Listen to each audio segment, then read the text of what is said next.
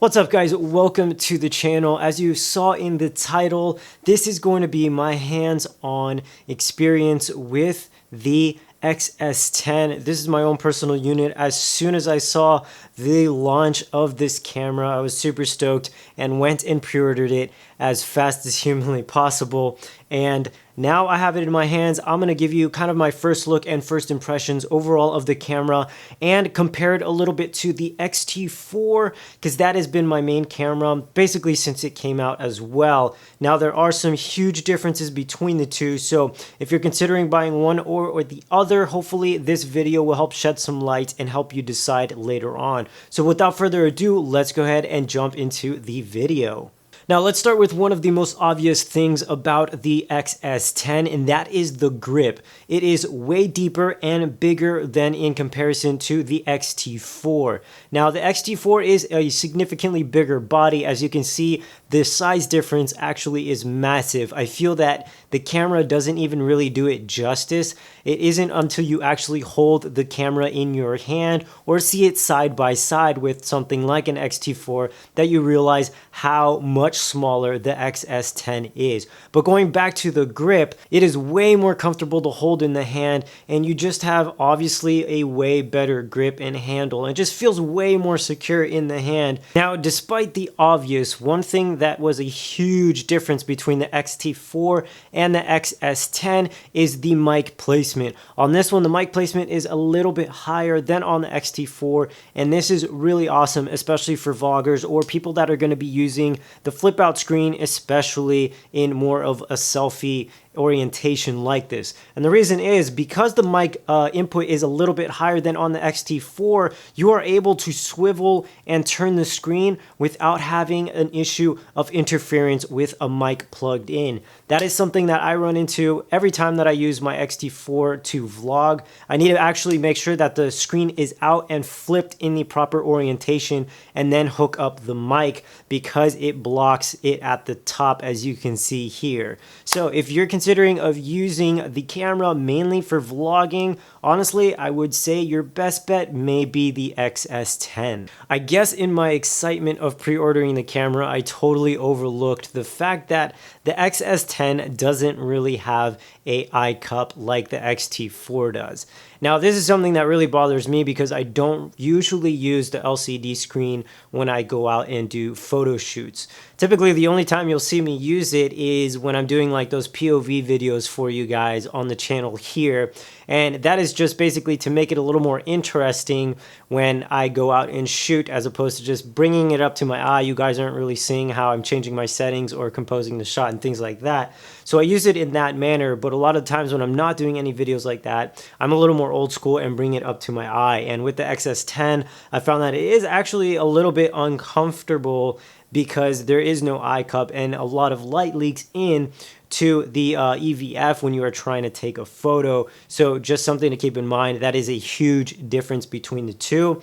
You could also purchase a bigger eyepiece for the XS10 just like you could on the X-T30. However, the way that those mount is actually directly on the hot shoe. So occasionally, for instance, like I shoot strobes and off-camera flash, so something like that wouldn't really be useful because I would need access to the hot shoe. Now, I've taken it out and I've done a few photo shoots with the camera so far. It's performed really well, similar to the X-T4. However, the overall menu system and dial setup is obviously very, very different. I guess I shouldn't say the menu setup. It is basically the dial setup, because you can customize these basically to almost anything that you would want. And then as you can see on the back, one of the biggest differences between this camera and the X-T4 is also there is not a D-pad. So you are stuck with this little joystick to basically make all your adjustments. Now, this camera also does have a touch screen. However, you know, that isn't really something I particularly use. I'm a little more old school when it comes to that. I thought when I got the X-T4 I would be using it a lot, but honestly, I guess old habits just die hard, and I never really jumped really into it and utilizing it. So for me, that's not really something I use, but I've noticed with the joystick, it takes some getting used to, and I think it takes a little bit longer to change certain settings than it would like on an X-T4. XT4, but not big enough to make a huge difference to really deter me one way or the other. Now, while we're on the topic of the screen, the XS10 screen is not as high of a resolution as the XT4. I believe the XT4 is about 1.6 million dots and the XS10 is just above 1 million. So there is quite a difference there, and I was able to see it right away. I think ultimately though, if you are just upgrading from something like an XT3, you're not going to notice a difference because you haven't used something like an XT4. Whereas for me personally, like I said, that's been my main camera for a few months now, and honestly, I've had experience with both, and so it's very easy for me to just quickly spot the differences between the two. One of the things I love about the XS10 is the actual dials themselves.